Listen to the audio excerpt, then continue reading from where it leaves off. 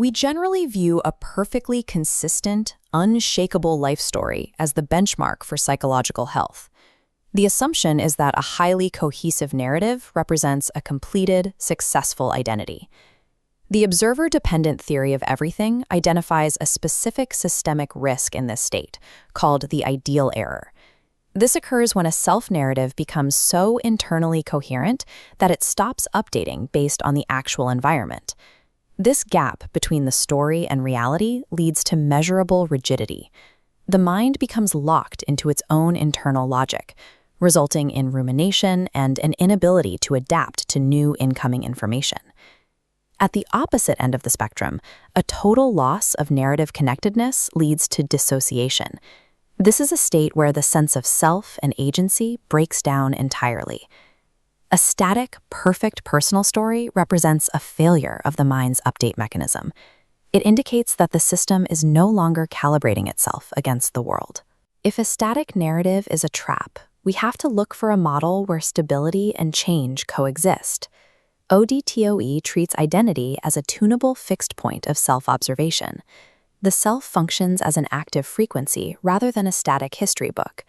It maintains stability through constant internal calibration, absorbing incoming waves of reality by shifting its frequency to match them. This process is managed by a self-observation operator. This is the mechanism that selects specific elements of our history to integrate into the stable center. Survival in a shifting reality requires us to move away from defending a past story and toward actively tuning our psychological state.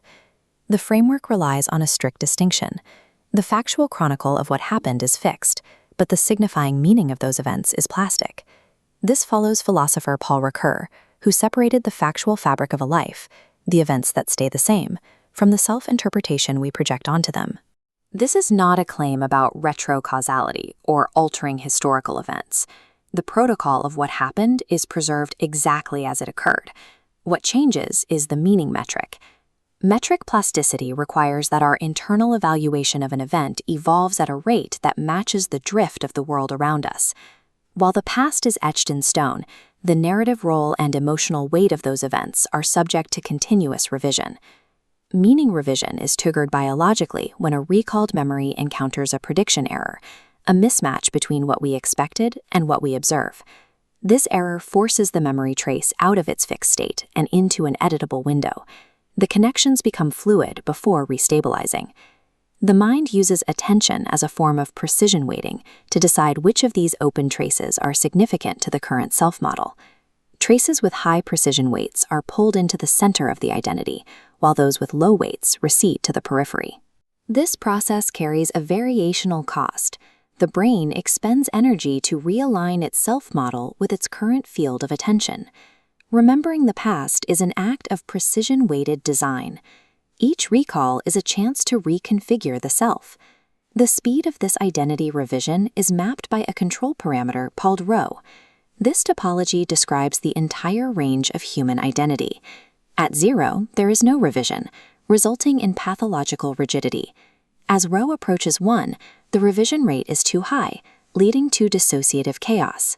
Stability exists at the interior optimum, where the self is flexible enough to update, yet stable enough to remain connected. Health is a continuous mathematical balance between rigid order and total chaos. The optimal tuning frequency is not a universal constant. It shifts based on environmental volatility and the cost of making a mistake. In growth environments, where error costs are low, the revision rate is raised. This maximizes creativity and the ability to absorb new meanings. In crisis environments, where mistakes are irreversible, the system drops the revision rate toward the minimum. This activates a rigid self-holding protocol to ensure survival. Stubborn psychological periods function as intelligent biological shields, protecting the system against high-stakes realities. As we tune this internal frequency, we act as attractors over a shared field of potential meanings. This tuning drives homophilic reassembly.